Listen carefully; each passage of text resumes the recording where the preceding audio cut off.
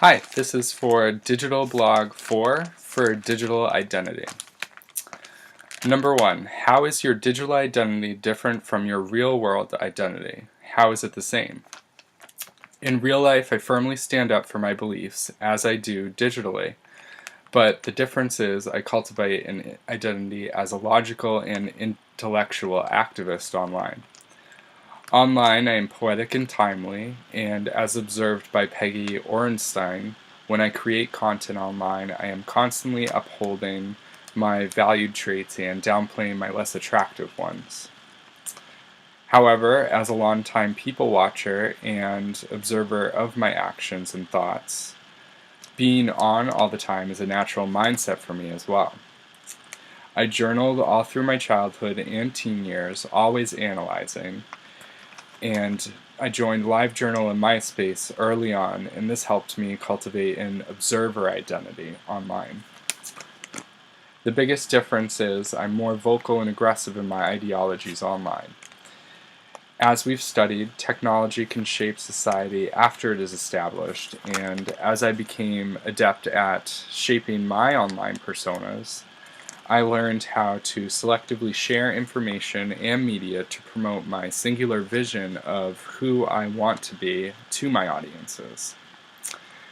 Number 2, how does technology enable you to more fully express a specific dimension of identity? Thomas P. Hughes explained in Chapter 9 of our textbooks that technological momentum infers that social development shapes and is shaped by technology. Further, as time goes by, social influence on technology wanes and technology's influence on society gains traction. For example, a lot of early social media was for general audiences, like Friendster and MySpace. But then, as technology developed, new applications, such as the proliferation of smartphone technology, improved our social media experiences and it became more niched. For instance, Instagram allows me to create interesting and artistic material out of mundane activities, such as biking to work or learning to tie a bow tie. Add on a filter and a hashtag and you've got a valuable piece of social media currency.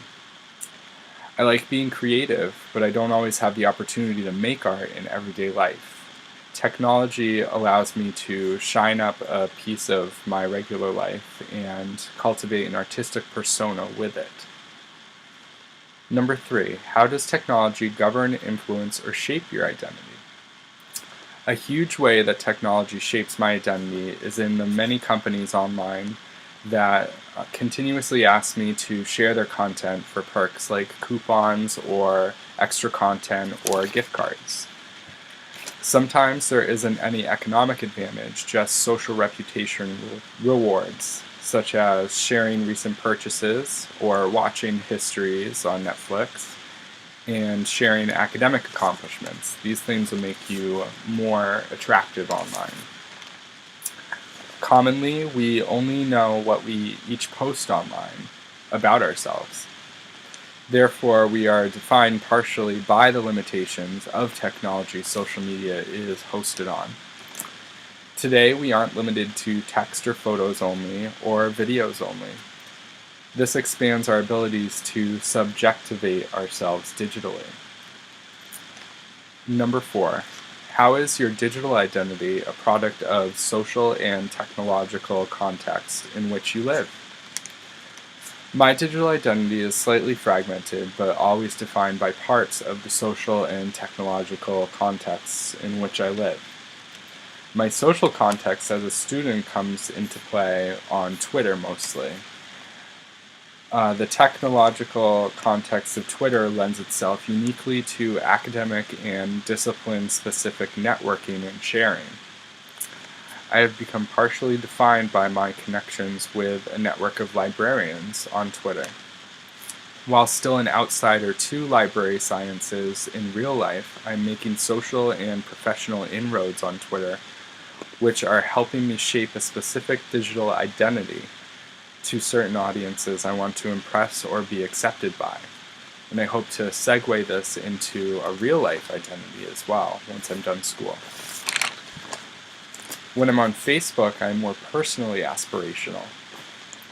I aim to impress or inspire based on my lifestyle, hobbies, and good dietary choices. Because Facebook is a platform based on real life social circles, both from past and present contexts, I am more likely to exchange shallow information with Facebook audiences, like what movie I saw Friday night or what I'm wearing on Friday. I like these different sides of my digital identity, much like Sherry Turkle talks about when she talks about Audrey in Alone Together. I took different social media platforms and explored different sides of my identity with them. This satisfies different facets of my identity. Number 5, how is your online identity like a performance?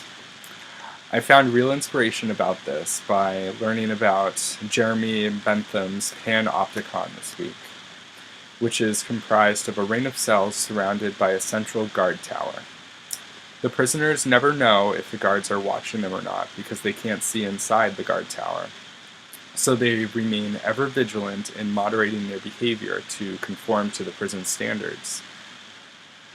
Foucault argues that over time the panopticon will condition prisoners to continuously moderate their behavior even after they get out of prison.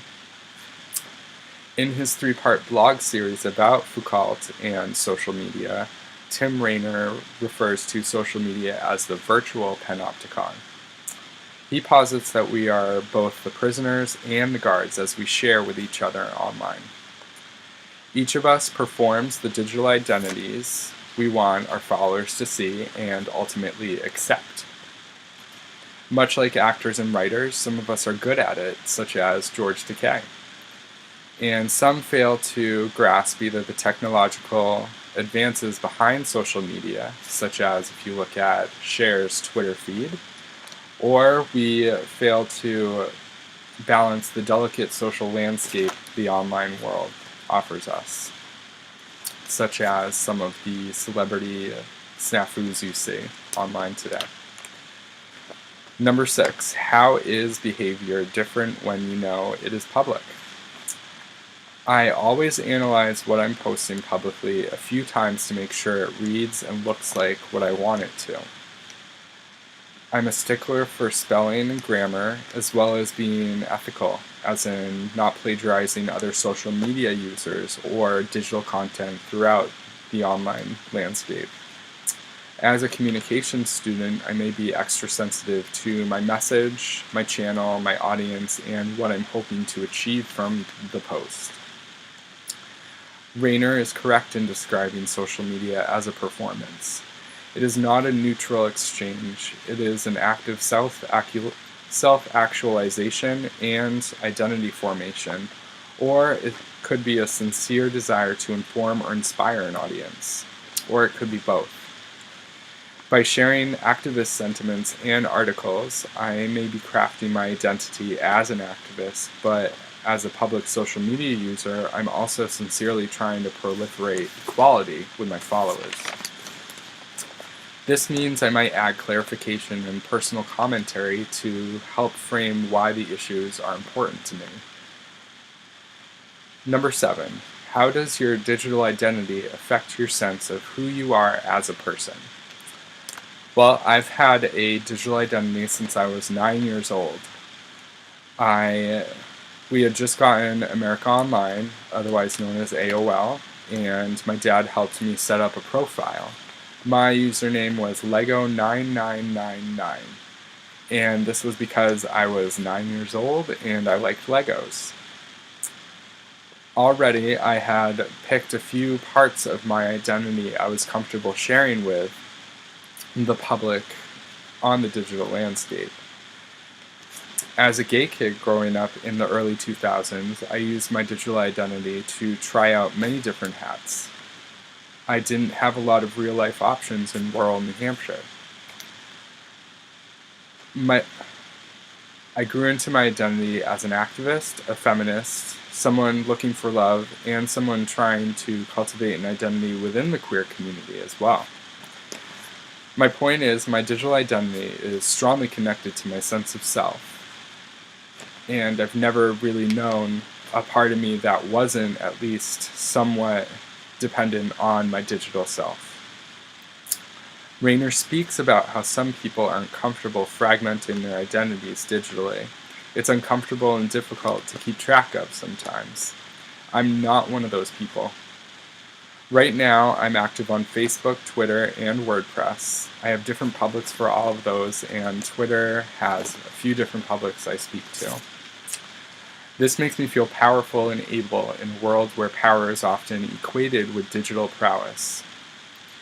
Although my circles are small, I am a vocal member of them, and this makes me try to be like that in real life too.